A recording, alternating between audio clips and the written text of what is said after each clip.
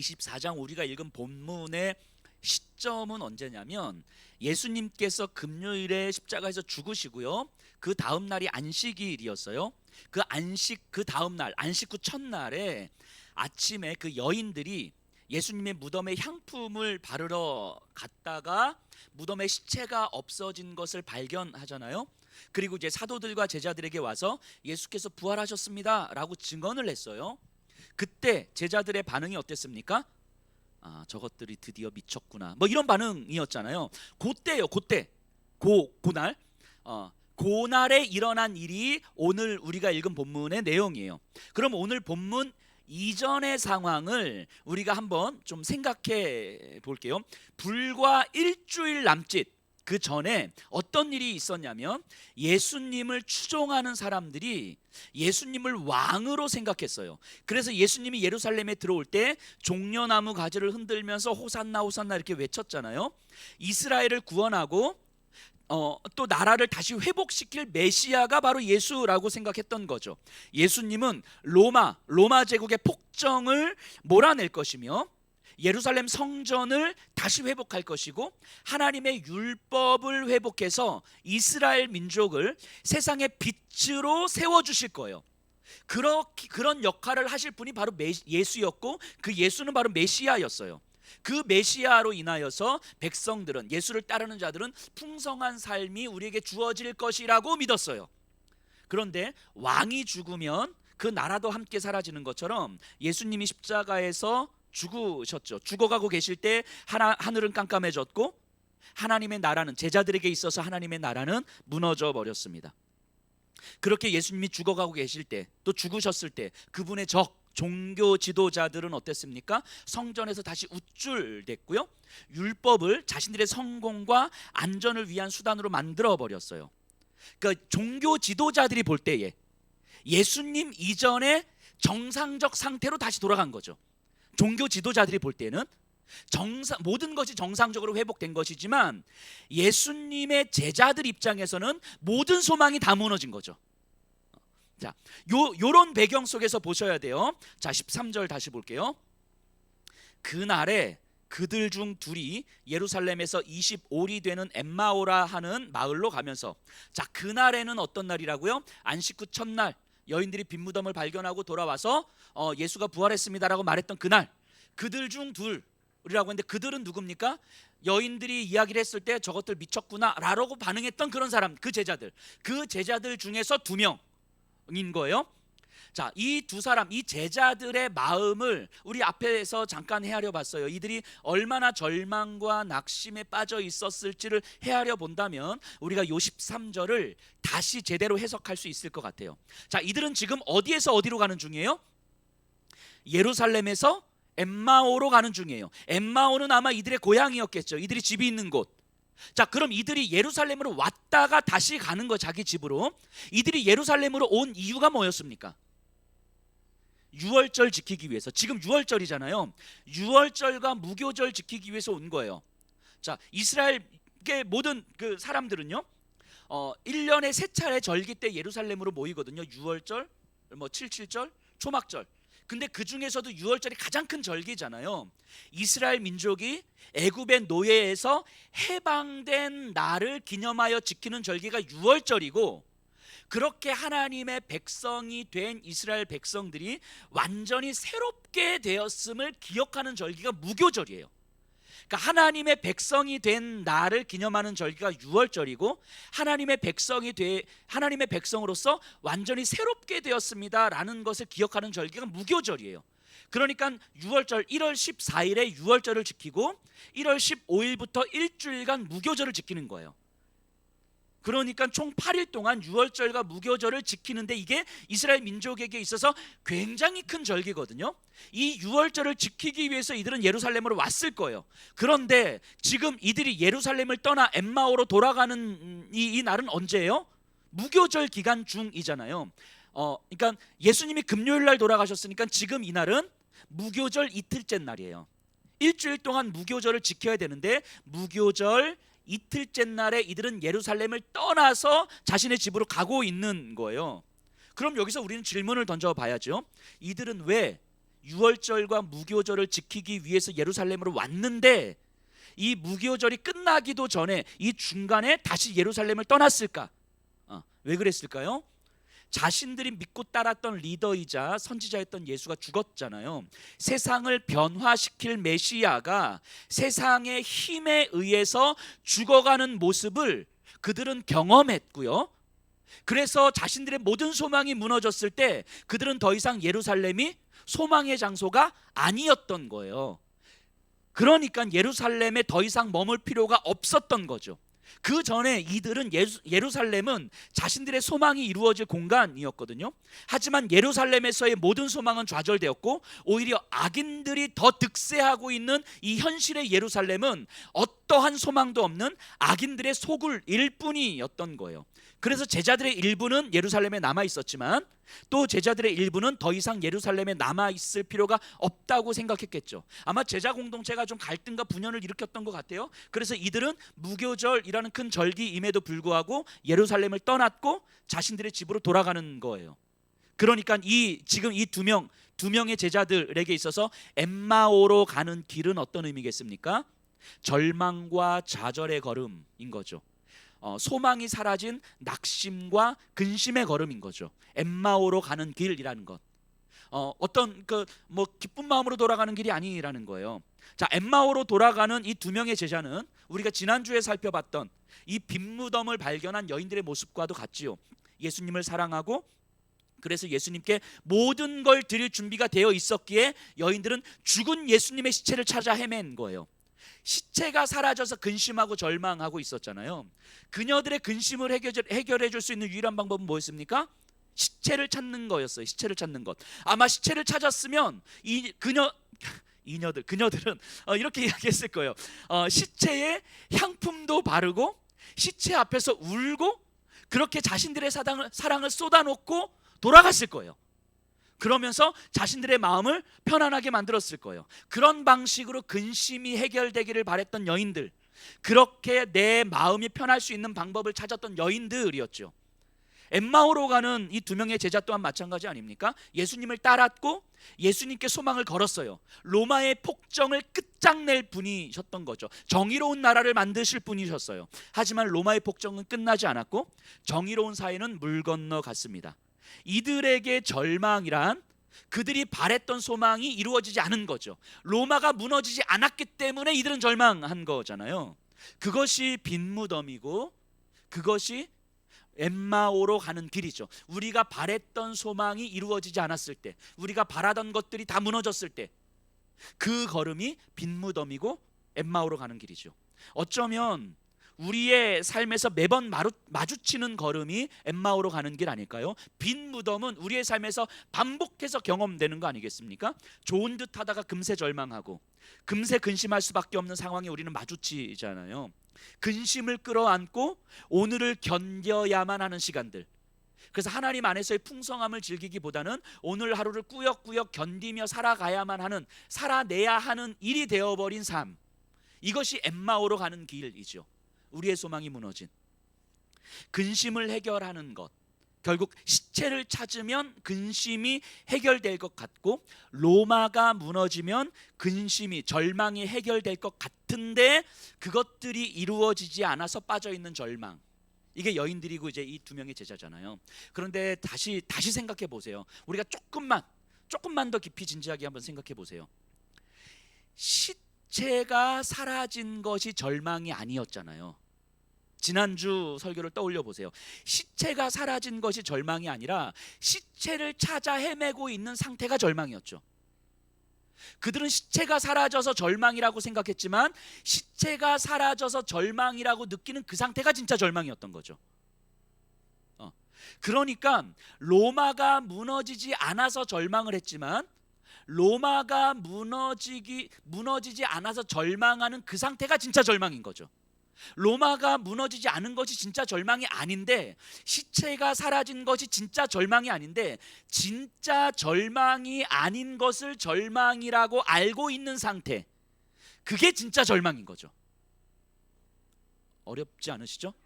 이해되죠? 아무 반응이 없으셔서 이러니까 다들 이렇게 저를 뚫어지게 쳐다보고 계셔서 자, 제가 다시 학원 강사로 돌아온 것 같아요. 막 강의하는 것 같아요. 자, 진짜 절망이 아닌 것인데 그것을 진짜 절망이라고 알고 있는 상태가 진짜 절망인 거잖아요. 이게 절망이라는 걸 자기가 절망에 빠져 있다는 사실을 알지 못하는 상태, 그게 진짜 엠마오로 가는 길이죠. 이 사람들은 예수가 죽어서 절망했다고 생각하고 그래서 엠마오로 가지만, 성경을 알고 있는 우리는 엠마오로 가고 있는, 절망에서 엠마오로 가고 있는 이들의 모습 자체가 진짜 절망이라는 걸 우리는 아는 거예요. 그런데 우리는 지난주 본문에서 빈 무덤에서 한번 경험했잖아요. 절망의 빈 무덤이 사실은 소망의 빈 무덤이었다는 사실을. 지금 예루살렘을 떠나 엠마오로 가는 절망의 걸음이 사실은 이들에게는 소망의 걸음이 될 거라는 걸 우리는 이제 기대하면서 본문을 읽는 거죠. 33절 보세요. 곧 그때로 일어나, 이제 엠마오로 가다가 중간에 어떤 일이 있었어요. 예수님을 만났는데, 곧 그때로 일어나 예루살렘에 돌아가 보니 11 제자 및 그들과 함께한 자들이 모여 있어. 자, 이들이 엠마오로 가다가 엠마오로 안 가고 예루살렘으로 다시 돌아오는 거예요. 어떤 일을 경험했기 때문에. 즉 그들에게 있어서 절망이 소망이 되는 순간을 경험한 거예요. 근데 누가복음에는요, 이런 신앙의 역설로 가득 차 있습니다. 우리 누가복음 7장에 보면 나인성에 사는 과부의 아들이 죽은 사건이 기록되어 있어요. 평생 아들 한 명 바라보면서 살아왔던 과부였거든요. 아무것도 없이. 그런데 그 아들이 죽은 거예요. 슬픔으로 가득 찼고 장래 행렬은 눈물바다가 되었죠. 절망 그 자체였어요. 하지만 그 절망의 행렬을 향해서 걸어오시는 분이 계셨는데 바로 예수님이셨죠. 그 죽음으로 인한 절망과 참된 생명이 만나는 순간을 누가복음 7장은 보여주고 있어요. 예수님은요, 죽은 아들을 살리시면서 그들의 절망이 진짜 절망이 아니었다는 사실을 보여주신 거예요. 참된 생명, 예수님을 알지 못하는 것이 진짜 절망이라는 것을 예수님은 말씀해 주신 거죠. 즉 아들의 죽음이 절망, 아들의 죽음이라는 절망이 예수님의 생명이라는 소망을 경험시켜 줬다는 거예요. 이게 누가복음이 반복해서 이야기하고 있는 바인 거죠. 그래서 누가복음은 우리에게 끊임없이 인간들이 경험할 수 있는 그 절망의 순간들을 계속 보여주면서, 그 절망들이, 우리가 경험하는 그 절망들이 진짜 절망이 되는 이유는 상황 때문이 아니다라고 말씀하시는 거예요. 상황 때문에 우리가 절망을 경험하는 것이 아니라 우리가 진짜 소망을 경험하지 못하기 때문에 절망한다는 걸 말하고 싶은 거예요. 어떠한 상황에서도 우리가 진짜 소망을 경험하게 되면 이 상황은 우리를 결코 절망으로 몰고 가지 않는다라는 것을 보여주고 있는 거죠. 절망이 소망이 되는 이 역설적 경험 한가운데는 항상 예수님이 계셨고요, 예수님이 누구이신지를 알게 되는 사건이 항상 그 한가운데 있었어요. 모든 소망이 무너졌다고 생각하는 그때가 진짜 소망이 성취되는 때라는 것, 그 중심에 예수님이 계시다는 것을 누가는 이야기하고 있는 거죠. 이게 신앙의 역설이에요. 그것을 경험해 가는 여정이 바로 예수님을 믿는 삶인 거죠. 그러니까 죽음이 없으면 부활이 없는 것처럼, 고난이 없으면 영광이 없는 것처럼, 내가 바라는 것들이 무너지는 그 절망이 없으면 참된 소망도 없다는 사실을 깨달아가는 과정이 신앙생활하는 여정이라고요. 우리가 끊임없이 바라고 소망하는 것들이 무너지는 것, 그 좌절과 낙심과 근심과 절망 을 경험해 가면서 그 절망의 자리가 예수 그리스도로 채워지면서 이 절망이 소망이 된다는 것을 경험해 가는 시간이 예수님을 믿는다라는 거예요. 이 자리에 계신 분들이 오늘 예수님 믿고 내일 예수님 안 믿을 거야 이러신 분들 안 계신 거잖아요. 우리가 주님 나라 갈 때까지 예수님을 믿으실 분들인 거잖아요. 그렇다면 바꿔 말하면 우리는 주님 나라 갈 때까지 우리가 바라는 그 모든 것들이 무너지는 절망을 경험할 거라고 저는 확실하게 예언할 수 있을 것 같아요. 아무도 아멘 안 하시고 자, 우리가 바라는 모든 것들이 무너지는 절망을 경험할 때 거기서 참된 소망이 무엇인지를 알게 된다는 거예요. 이게 신앙의 역설인 거죠. 그러니까 성경은요, 우리의 바람을 채워주는 것을 은혜라고 말하지 않습니다. 우리가 원하는 것이 이루어지는 것, 그것을 은혜라고 이야기하지 않아요. 우리의 모든 삶은 하나님으로 설명할 수 있는 것, 그걸 은혜라고 이야기하는 거예요. 내 마음 편안하게 만들어주는 걸 은혜라고 이야기하지 않습니다. 하나님으로 채워져서, 내 삶이 하나님으로 채워져서 하나님의 뜻이 나를 통해서 이루어지는 상태를 은혜라고 이야기하는 거예요. 그러니까 하나님의 뜻으로 채워져서 하나님의 뜻이 내 삶을 통하여서 이루어지는 것을 경험하려면 내 뜻이 아니라 하나님의 뜻이 경험되어야 되는 것이고, 그래서 내 뜻이 무너지는 그 절망이 하나님의 뜻으로 채워지는 소망이라는 이 신앙의 역설을 우리는 경험해 가는 거예요. 이게 예수를 믿는 과정인 거죠. 내가 사랑했던 예수의 시체를 찾지 못했을 때, 예루살렘에서 내가 바라는 모든 일들이 다 소용없어졌을 때, 그때 은혜가 없는 게 아니었어요. 그때가 진짜 은혜를 경험할 수 있었던 시간이었던 거죠. 엠마오로 가는 길은 절망이지만 진짜 은혜를 경험할 수 있는 시간입니다. 우리 14절 그래서 16절을 제가 읽어볼게요. 이 모든 된 일을 서로 이야기하더라. 그들이 서로 이야기하며 문의할 때에 예수께서 가까이 이르러 그들과 동행하시나 그들의 눈이 가리워져서 그인 줄 알아보지 못하거늘. 자, 두 여행자는요 근심하면서 걷습니다. 그러면서 서로 예수님에게 일어난 일들을 정리해 보려고 했어요. 일이 어디서부터 어떻게 잘못된 거지? 우리가 잘못 믿었던 건 아닐까? 예수님은 분명히 신적인 능력을 가지신 분이셨는데 어떻게 그렇게 죽을 수 있지? 이걸 우리가 어떻게 이해해야 되지? 라는 이야기를 나누면서 걷고 있는 거예요. 슬픈 표정을 지으면서, 근심하면서. 그들에게는요 예수님은 죽었습니다. 그리고 그걸로 모든 것이 끝난 거예요. 이 제자들에게 있어서는 예수님이 하신 말씀을 기억하지 못했으며 여인들이 전했던 이야기를 허탄한 것으로 묵살했어요. 자, 누가는요 이들이 소망을 버리고 예루살렘을 등지고 낙심하며 떠났던 결정적인 이유를 이렇게 말하고 있는 것 같아요. 예수의 죽음이라는 현실을 예수님의 말씀으로 해석하지 못했기 때문인 거예요. 예수님의 죽음이라는 현실을 내 경험과 내 생각으로 해석하기 때문에 예수님의 죽음은 그냥 그걸로 끝이었던 거죠. 하지만 예수님의 말씀으로 예수님의 죽음을 해석했다면 이들은 이렇게 낙심하면서 떠나지 않았을 거예요. 그때 어쨌든 그들이 그렇게 이야기를 나누고 있던 그때 부활하신 예수님이 그들의 걸음에 동참하신 거예요. 같이 개입하셨어요. 그런데 그들의 눈이 가리워져서 예수님이신 줄 알지 못했다라고 이야기합니다. 자, 예수님이 그들의 절망의 여정에 함께 동참하신 이유가 뭐였겠습니까? 또 그들의 눈이 가리워졌다는 것은 무슨 의미겠습니까? 우리 본문을 조금 더 보면서 한번 생각해 볼게요. 17절 18절이에요. 예수께서 이르시되 너희가 길 가면서 서로 주고받는 이야기가 무엇이냐 하시니 두 사람이 슬픈 빛을 띠고 머물러 서더라. 그 한 사람인 글로바라 하는 자가 대답하여 이르되 당신이 예루살렘에 체류하면서도 요즘 거기서 된 일을 혼자만 알지 못하느냐. 자, 이 장면을 그냥 영상으로 한번 구현해 보면 그들이 가는데 예수님이 언제 들어왔는지 모르게 그냥 그들과 이렇게 동행하신 거예요. 근데 그들이 너무 심각하게 슬픈 표정을 지으면서 대화를 나누니까 예수님이 질문을 한 거죠.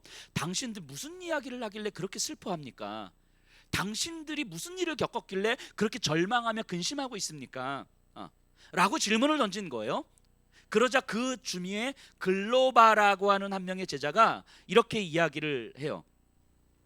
이 장면을 이 글로바의 제자들의 마음과 감정을 한번 헤아리면서 보셔요. 이 글로바가 이렇게 이야기합니다. 예수님한테 당신은 예루살렘에서 오는 사람 아닙니까? 뭐 길이 예루살렘에서 들어왔을 테니까 당신 예루살렘에 있으면서 최근에 일어난 일에 대해서 모른다는 이야기입니까? 뭐 이런 이야기 하는 거예요. 자, 잘 생각해 보세요. 글로바는요 자신과 제자들에게 엄청난 절망을 안겨준 예루살렘에서의 사건을 이야기하고 있어요. 예수님의 죽음은 다른 유대인들에게서도 매우 큰 충격을 안겨준 사건이었던 거죠. 유대인이라면, 그것도 예루살렘에 있었던 사람이라면 그 사건을 모를 수가 없고 몰라서도 안 되는 거예요. 마치 우리나라 그 일제시대 때 광복했던 것처럼 광복이 됐는데 그 사실을 모를 수도 없고 몰라서도 안 되는 거예요. 그거는 대한민국 사람이라면, 조선민중이라면. 자, 마찬가지인 거예요. 예루살렘에 있었던 사람이라면 이 예수님의 죽음을 모를 수도 없고 몰라서도 안 되는 거예요. 그럼 글로바의 말엔 지금 어떤 감정이 섞여져 있냐면 자신에게 질문을 한 사람에 대한 이 답답함과 비난의 감정이 섞여 있는 거죠. 이 여과 없이 드러나는 거예요. 아니, 당신 예루살렘에 있었으면서 당신 유대인 아니야? 근데 당신이 그 사실을 모른다고? 당신 이방인이야? 뭐 이런 느낌인 거예요. 그 당시에 유대인들에게 당신 이방인이야? 이거 얼마나 경멸적 표현이에요. 그런 감정을 섞어서 지금 이야기하고 있는 거예요. 어떻게 당신 혼자만 모르고 있어? 뭐 이런 이야기인 거죠. 이 글로바의 감정적 반응은 매우 역살적이면서도 재미있는 장면이에요. 누가가 의도적으로 이렇게 그리고 있는 것 같아요.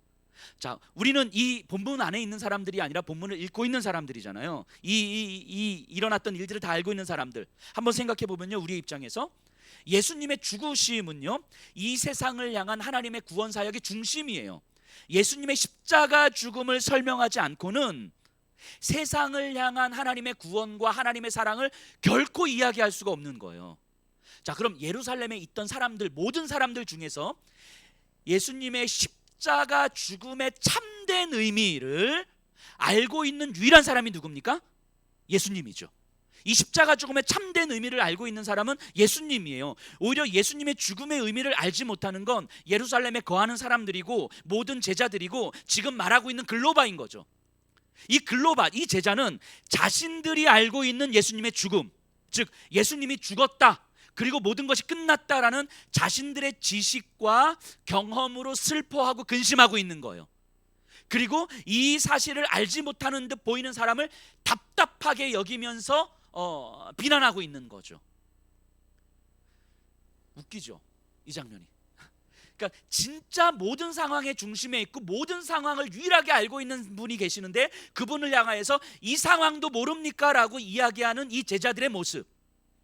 어쩌면 이 글로바의 모습을 보면서 오늘날 우리들의 모습과 같지 않은가라는 생각을 해봅니다.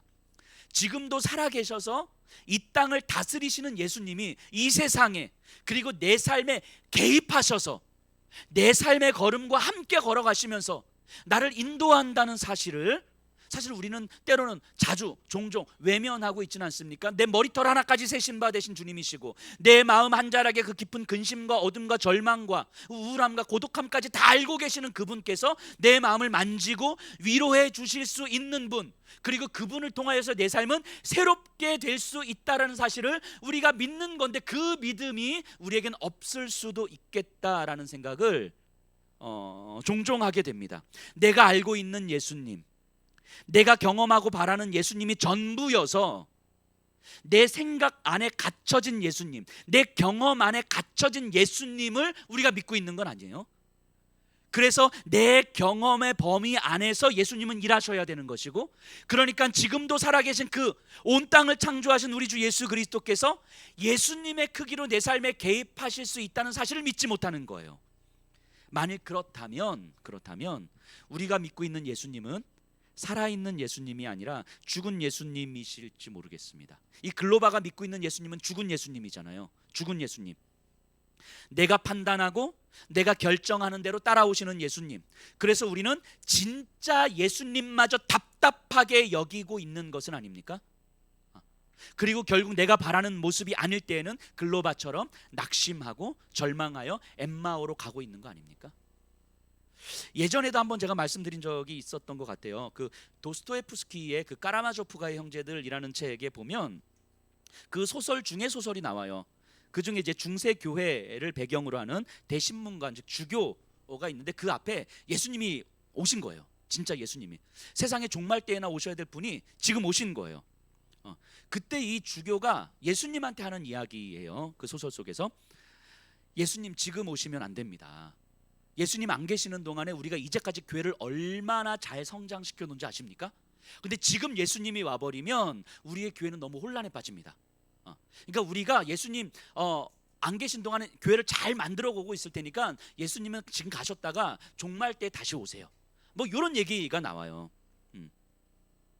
이 아마 19세기 러시아의 교회를 콕 집어서 비판적으로 하는 이야기겠죠.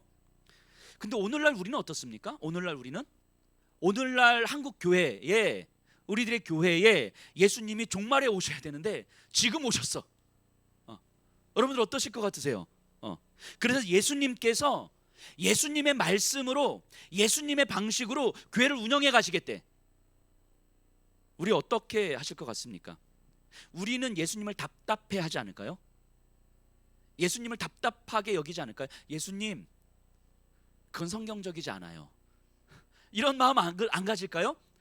예수님처럼 교회를 그렇게 운영하시면 교회가 살아남질 못합니다. 이제까지 우리가 교회를 어떻게 세워왔는데, 우리가 교회를 어떻게 지켜왔는데, 우리가 교회를 어떻게 성장시켜왔는데, 이제까지 한국 교회가 어떻게 하나님의 은혜로 여기까지 왔는데 예수님 마음대로 하시려고 그러세요. 예수님은 성경적이지 않은 것 같아요. 예수님은 아마 하늘에만 계셔서 이 땅의 현실을 잘 모르실지 모르겠지만 현실은 그렇지 않아요. 예수님. 그러니까 예수님은 가셨다가 종말 때 다시 오세요. 혹시 우리 예수님에게 이렇게 말하지 않을까요? 우리 이 땅에 지금 한국 교회 예수님 오신다면 우리가 예수님을 답답하게 여기지 않을까요? 예수님처럼 교회를 운영하면 예수님, 교회는 망합니다. 이게 우리들의 마음 아닐까요? 이제까지 오랜 교회 생활과 경험을 통해서 나름 성경적이라고 생각하는 방식이 있는데 그게 예수님의 방식과 다르면 우리는 예수님도 답답하게 여길 준비가 되어 있는 사람들. 혹시 우리 아닙니까? 내 생각을 바꿀 여지가 없어요. 우리의 현실적 감각을 바꿀 여지가 없어요. 이게 글로바의 모습이죠. 이 글로바가 바로 오늘날 우리들 아닙니까? 이게 눈이 가리워졌다는 의미예요. 눈이 가리워졌다는 것. 예수님이 계시는데 예수님을 내 경험과 지식으로 판단하고 있는 거죠. 그래서 내 지식과 경험에 들어오지 않으면 예수님도 답답하게 여기는 우리들의 모습들. 다시 본문으로 좀 돌아오면요. 그런데 이 글로바와 제자들은요, 성경을 너무 잘 알고 있는 거예요. 그래서 성경을 근거로 생각하기 때문에 더 자기 생각에 확신을 갖죠. 19절이에요. 이르시되 무슨 일이냐 이르되 나사렛 예수의 일이니 그는 하나님과 모든 백성 앞에서 말과 일에 능하신 선지자이거늘. 자, 이 글로바가 이야기하는 거예요. 우리가 이야기하는 이 나사렛 예수는 말과 일에 능한 선지자였습니다. 자, 이 말과 일에 능한 선지자, 그러니까 큰 선지자. 이 말은요, 예수님께서 그 나인성 과부의 아들을 살리셨을 때 모인 무리들이 했던 고백인데요. 누가복음 7장 16절에 보면 이렇게 이야기해요. 모든 사람이 두려워하며 하나님께 영광을 돌려 이르되 큰 선지자가 우리에게 일어났다. 자, 큰 선지자. 자, 여러분들 그 유대인들의 입장에서 한번 생각해 보면요, 유대인들에게 큰 선지자 하면 누구를 떠올렸을까요? 아마 고민도 안 하고 이 사람을 딱 떠올렸을 거예요. 유대인들은 누구겠습니까? 모세죠. 모세. 유대인들에게 큰 선지자는 어떤 고민의 여지가 없어요. 마치 우리나라 사람들에게 정말 우리 조선시대 우리나라를 지켰던 바다의 왕자 누구를 떠올려요? 이순신을 떠올리는 것처럼. 그죠? 예, 죄송해요. 장보고도 있었나요? 자, 어쨌든 우리에게 의심의 여지 없이 떠오르는 사람이 있는 거잖아요. 그 민족 안에서 유대인들에게 큰 선지자 하면 모세를 떠올리는 거예요. 자, 모세는요, 하나님의 말씀을 직접 듣고 하나님의 능력을 바라며 이스라엘 민족을 애굽에서 나오게 하셨고 광야 40년 동안 이스라엘 백성을 지켰던 사람이에요. 모세만큼 큰 선지자가 없습니다. 그런데 그 모세가 죽기 전에 마지막 설교할 때 뭐라고 이야기하냐면 하나님께서 나와 같은 선지자 한 명을 보낼 것이다. 자, 그럼 나와 같은 선지자를 하나님 보내실 거예요. 보내면 그 선지자가 무슨 일을 하겠습니까? 이 이스라엘 백성을 애굽에서 나온 것처럼 우리를 구원하시고 우리를 지키고 보호하시고 세상 가운데 이스라엘을 빛나게 하실 그 일을 하지 않겠습니까? 그 모세가 이야기했던 하나님께서 나와 같은 선지자 한 명 보내실 그 선지자를 유대 민족은 큰 선지자 이렇게 이야기하는 거예요. 큰 선지자. 즉 큰 선지자가 우리에게 일어나셨다라고 하는 건 모세가 이야기했던 그 선지자, 말과 일에 능한 선지자, 모세가 이야기했던 그 선지자, 그 얘기하는 거예요. 자, 21절 보세요. 우리는 이 사람이 이스라엘을 속량할 자라고 바랐노라. 이뿐 아니라 이 일이 일어난 지가 사흘째요. 유대인들은 당연히 그렇게 생각했던 거예요. 신적 능력을 가지고 있었던 예수를 바라보면서 이스라엘을 구원할 자, 이스라엘을 속량할 자, 로마의 포갑을 무너뜨리고 정의로운 사회를 건설하고 이스라엘을 세상에 빛나게 할 자, 메시아라고 생각했던 거죠. 그 큰 선지자. 이들이 생각에 모세의 말씀에 근거해서 예수님을 큰 선지자라고 해석한 거잖아요. 자기들이 알고 있는 성경에 근거해서 예수님을 해석했어요. 신적인 능력을 가지신 예수님이셨지만 그런데 예수님은 다른 선지자들처럼 세상의 힘에 의해서 죽임당하셨음을 이들은 경험한 거죠. 그러니까 이들은 모든 선지자의 삶과 말씀을 알고 있었지만 예수님이 그 선지자들과 같은 분이 아니셨다는 사실은 몰랐던 거예요. 하나님의 구원 역사, 즉 예수님이 누구이신지를 알지 못한다면 그건 성경을 알고 있지만 성경을 모르고 있는 거죠. 성경의 근거에서 생각하고 있지만 성경을 모르기 때문에 그들은 성경적이지 못한 거예요. 어쩌면 우리도 이러지 않을까 싶어요. 성경은 알고 있지만 사실은 성경을 모르고 있는 것일지도 몰라요. 예수님이 지금 내 삶에 개입하셔서 하나님의 풍성함 안에서 나를 살게 하시는 분임을 경험하지 못한다면, 예수님이 지금 우리의 삶의 걸음에 개입해 오셔서 우리와 함께 걸어가시는 분이라는 사실을 경험하지 못한다면, 예수님이 지금도 살아계셔서 내 마음 한 자락까지라도 예수님 만지시고 위로하시고 나를 소망 가운데 살게 하시는 분이라는 것을 우리가 경험하지 못한다면, 우리가 알고 있는 성경의 이야기는 죽은 예수에 대한 이야기잖아요. 글로바와 다를 게 뭐가 있습니까? 죽은 예수에 대한 이야기. 예수에 대해서는 알고 있지만 그 예수님이 지금 내 절망의 걸음에 어떤 영향력도 끼치지 못하는 분, 그런 분으로 알고 있는 제자들의 성경적 지식이라는 건 죽은 예수님에 대한 지식인 거죠. 어쩌면 오늘날 우리가 알고 있는 성경이라는 게 죽은 예수님에 대한 성경일지도 모르겠습니다. 그것은 엄밀하게 말하면 성경이지만 성경적이지 않은 거죠. 성경을 알고 있지만 성경을 모르고 있는 거죠. 제자들이 죽은 예수로 가득 차 있어서 소망이 좌절되었던 그때에 예수님은 그들의 삶에 개입해 들어오세요. 예수님이 그들의 절망의 여정에 함께 개입하신 이유가 뭐겠습니까? 믿음을 주시기 위해서죠. 믿음을 주시기 위해서, 성경을 제대로 알려주시기 위해서 그들의 삶에 개입해 들어오신 거죠. 그들이 바라는 것이 뭐였어요? 로마가 무너지는 거였잖아요. 로마를 무너뜨리기 위해서, 그들이 바라는 것을 이루시기 위해서 그들의 삶에 개입해 들어오신 게 아니라고요. 그들이 바라는 것과 상관없이 그 절망의 걸음을 걷고 있는 그들에게 성경이 무엇을 이야기하고 있는지를 진짜 제대로 깨닫도록 하기 위해서 예수님은 그들의 삶에 개입해 들어오시는 거예요. 성경이 살아있는 하나님의 말씀이라는 것, 그래서 지금도 여전히 내 삶에 의미 있는 말씀이라는 것, 그래서 말씀은 살아 운동력이 있어서 혼과 영과 골수를 쪼갤 수 있는 말씀이라는 것, 그래서 하나님의 말씀은 능력이라는 것을 깨닫도록 해주시기 위해서 그들의 삶에 개입해 들어오시는 거예요. 그들이 바라는 것을 이루어 주시기 위해서 들어오신 게 아닌 거죠. 우리의 삶에서요, 엠마오로 가는 길은 항상 있죠. 절망의 걸음이 있어요. 삶의 무게가 힘에 겨워서 그저 한 걸음 떼는 그 순간들이 근심일 수 있는 거죠. 우리의 삶에서 소망이 무너졌다고 느껴질 때, 하지만 우리가 알아보지도 못하고 의식하지도 못하는 순간에 예수님은 우리의 절망스러운 걸음에 개입해 들어오시는 거예요. 자, 27절 보세요.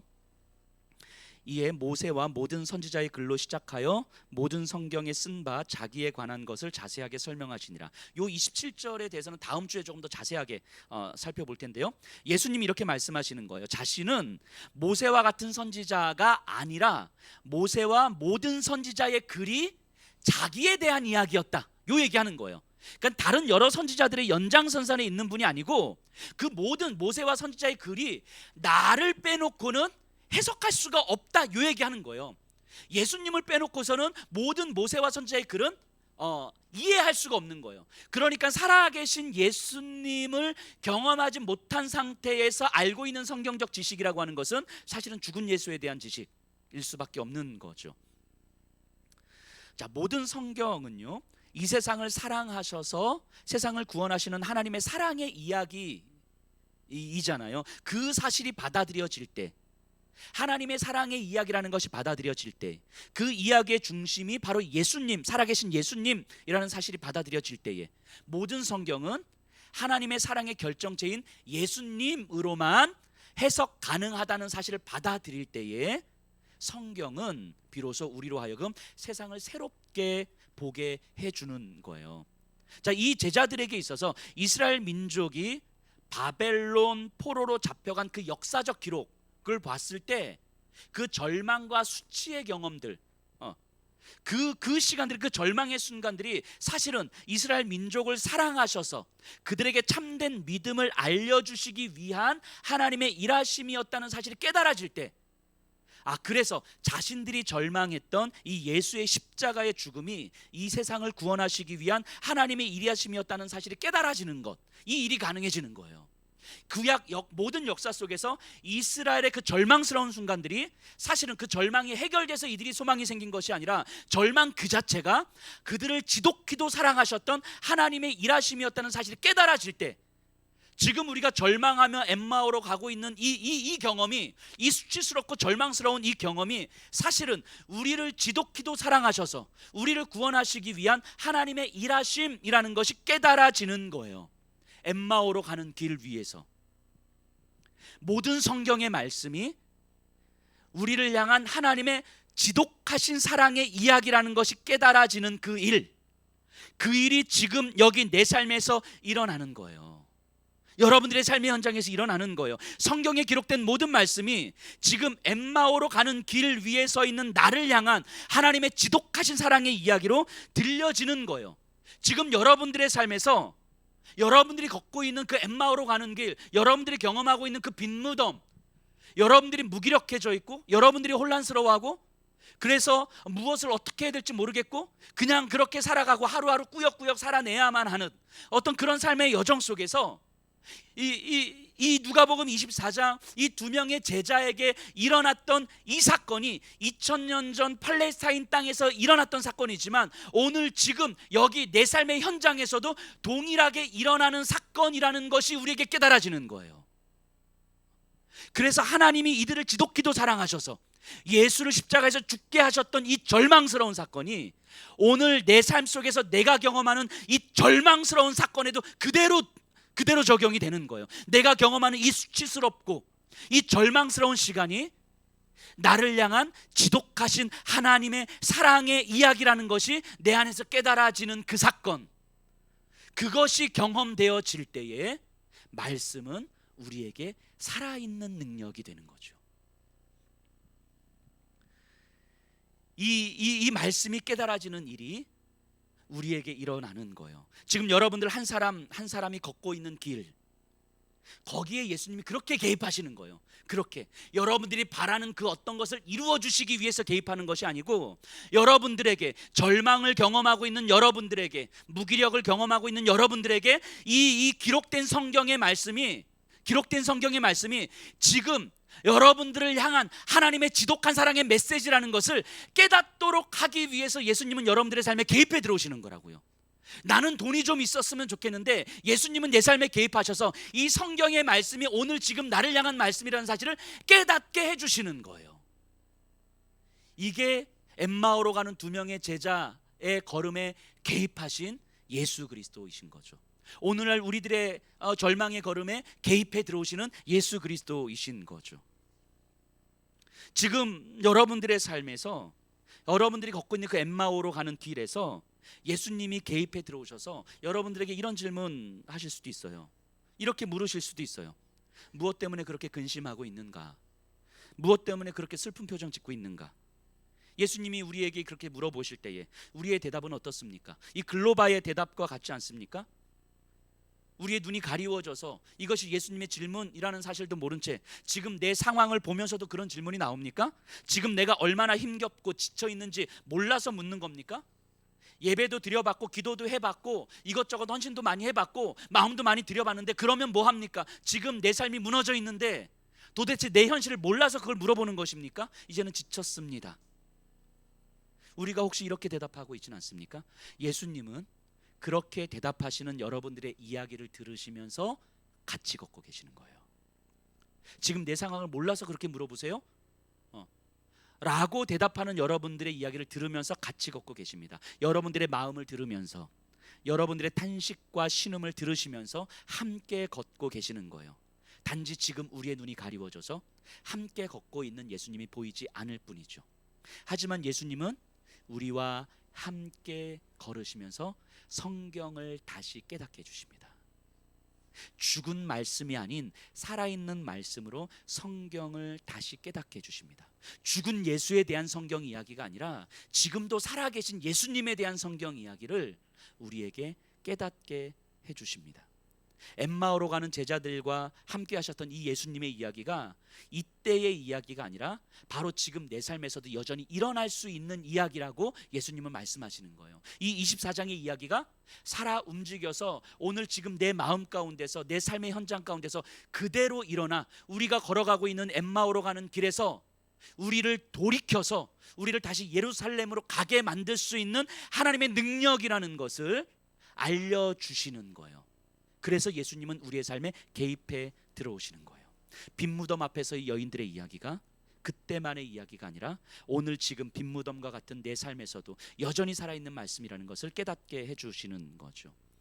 소망이 무너진 내 삶의 자리에 예수님이 개입하시면 성경이 살아계신 예수님께서 지금 나에게 하시는 말씀으로 들리면 이 성경에 기록된 모든 한마디 한마디가 나를 향한 하나님의 지독하신 사랑의 이야기로 들리기 시작하면 우리의 절망의 자리는 진짜 소망의 자리가 되는 것입니다.